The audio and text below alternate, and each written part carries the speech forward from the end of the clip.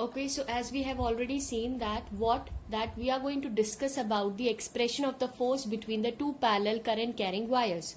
So as we have already seen, when the current flows in the same direction of the two parallel conductors, there we will find the force of attraction will be, there will be a force of attraction between them.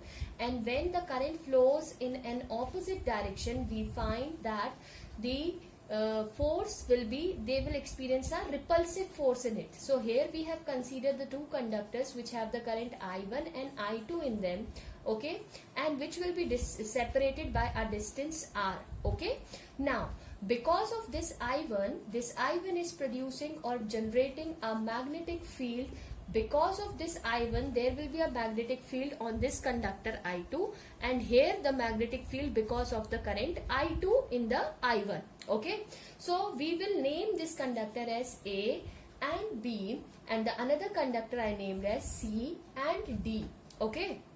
So if we are going to see from the Fleming's left hand rule, when we are going to apply, so we know that this is my force magnetic field and this is my direction of my current. So you can see here that this is the direction of my current. So this will be the direction of my current. So this will be the direction of the force, and this will be the direction of your force which is going to experience, means the downward. The force will be acting in this particular will be downward from this to this, and here the force will be experienced will be in the upward direction, okay.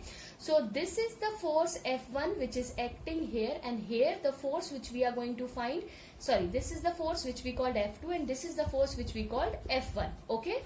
Now here the B1 is acting in the downward direction, and here B1 is acting in the upward direction, and here B2 is acting in a downward direction. Why I have never named them B2 and B1? Because of this current there is a magnetic field in this conductor, and because of this we have a magnetic field in this conductor. That's why we have written like this. So as we have already know that if we need to calculate the magnetic field because of any of the conductor, what we are going to find, we have already seen that the magnetic field B1 have the magnetic field because of this current I1. So we will have this expression as mu naught I1 upon 2 pi r. This we already know, okay. Now if we are going to see that this field is perpendicular to the direction CD. This CD, the B1 and F2 and everything is perpendicular to this CD, okay. So what we are going to find here, that the force which is going to acting here, that what is that force is nothing but F2. Just now we have seen what is the force formula, that is Bill. For your remembering point of view, you can say it is Bill. So here the current flows in this conductor is I2. What is the length of this conductor? We are saying that length is L. And what is the magnetic field here? The magnetic field here in this conductor, because of this conductor, this one. So we are going to write it here B1, okay. So what we are going to get here, we are going to get, as everything is in perpendicular to each other, so we are going to get this one as sine 90 degree. So substitute the value, so you will get I2, okay, L. B1 is what? B1 value we can substitute from the above, I1 whole divided by 2 pi r. So here we will have F2 as mu naught upon 2 pi into L upon r I1 I2. This will be my expression for this force F2, okay. Now when we are going to calculate the force per unit length, when we are going to calculate force per unit length, what we are going to get in this case? We are going to get that force per unit length will be what?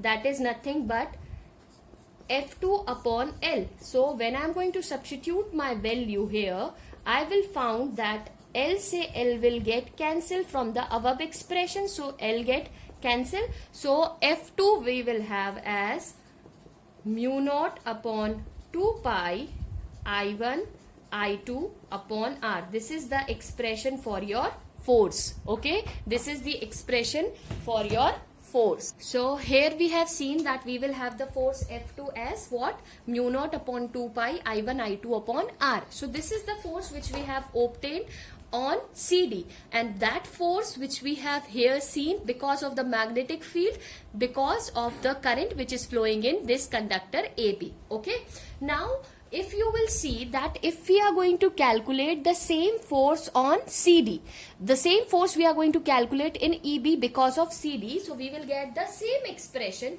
So we can write here as that F1 is equal and opposite to F2. So here we can conclude that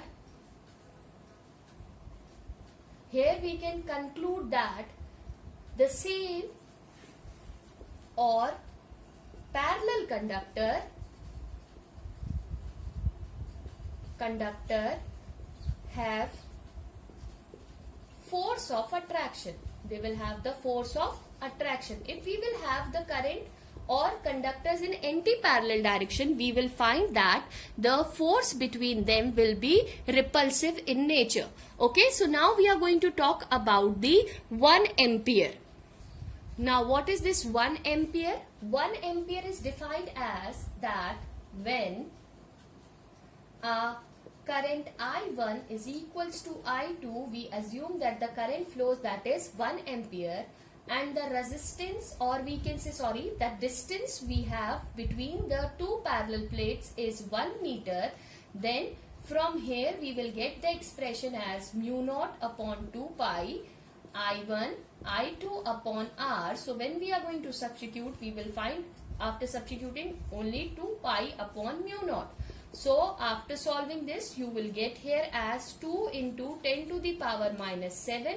As it is a force, so we will find it here. This is nothing but Newton per meter. So what is the definition of 1 ampere? We can say that is 1 ampere is that value of the steady current which on flowing in each of the two parallel infinitely long conductors, negligible cross section placed in a vacuum distance of 1 meter from each other produces force between them of 2 into 10 to the power minus 7 Newton per meter of their length. So this is what we call the 1 ampere. Okay, this is very important, so do this. Okay, thank you so much.